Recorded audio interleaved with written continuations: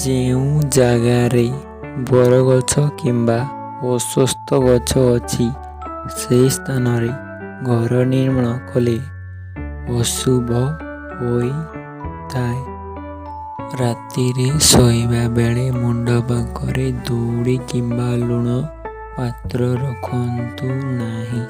ପ୍ରତ୍ୟେକ ଦିନ ଉତ୍ତମ ରୂପେ ସ୍ନାନ କରିବା ସହିତ ଧାର୍ମିକ କାର୍ଯ୍ୟରେ ମନୋନିବେଶ କଲେ ମଙ୍ଗଳକାରୀ ହେବା ସହିତ ହେତୁକାରୀ ଗ୍ରହ ଦୋଷ ଦୂର ହୋଇଥାଏ। ନିଜ ଦେହ ଛାଇରେ ତୀର୍ଥସ୍ଥାନରେ ଶ୍ମଶାନରେ କେବେ ବି ପରିସ୍ରା କରନ୍ତୁ ନାହିଁ। ଠାକୁର ଘରେ ଠାକୁରଙ୍କ ମୂର୍ତ୍ତି କିମ୍ବା ଫଟୋ ଏପରି ରଖିବା ଉଚିତ ଯେପରି ଗୋଟିଏ ଠାକୁରଙ୍କ ଦୃଷ୍ଟି ଅନ୍ୟ ଠାକୁରଙ୍କ ଉପରେ ନ ପଡ଼େ।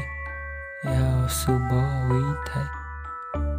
ଦୁଇଟି ଗୋମତୀ ଚକ୍ରକୁ ଲାଲ କପଡ଼ାରେ ବାନ୍ଧି ତାଙ୍କ ରଖୁଥିବା ସ୍ଥାନରେ ରଖିଲେ ଶୁଭ ଫଳ ମିଳିଥାଏ।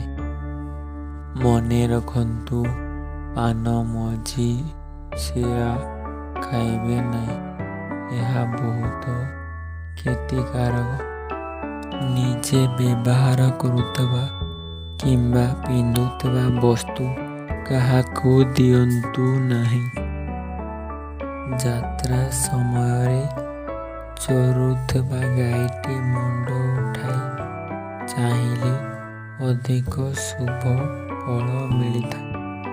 ଯେଉଁ ଜାଗାରେ ବରଗଛ କିମ୍ବା ଅଶ୍ୱତ୍ଥ ଗଛ ଅଛି, ସେହି ସ୍ଥାନରେ ଘର ନିର୍ମାଣ କଲେ ଅଶୁଭ ହୋଇଥାଏ। ଭୋଜନ କରିବା ସମୟରେ ନିଜ ବାମ ହାତ ପାଦରେ ରଖନ୍ତୁ ନାହିଁ। ଶୋଇବା ଘରେ ରାଧା କୃଷ୍ଣଙ୍କ ଫଟୋ ଛଡ଼ା ଅନ୍ୟ କେଉଁ ଠାକୁରଙ୍କ ଫଟୋ ରଖନ୍ତୁ ନାହିଁ। ରୋଷେଇ ଗୃହର ରଙ୍ଗ ହଳଦିଆ କିମ୍ବା ଗୋଲାପୀ କରନ୍ତୁ।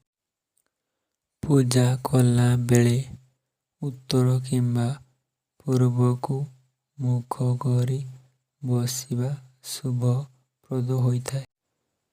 ବୁଧବାର ଏବଂ ଶୁକ୍ରବାର ଦିନ ବାଳ ଏବଂ ନଖ କାଟିବା ଦ୍ୱାରା ଧନ ବୈଭବ ପ୍ରାପ୍ତ ହୋଇଥାଏ।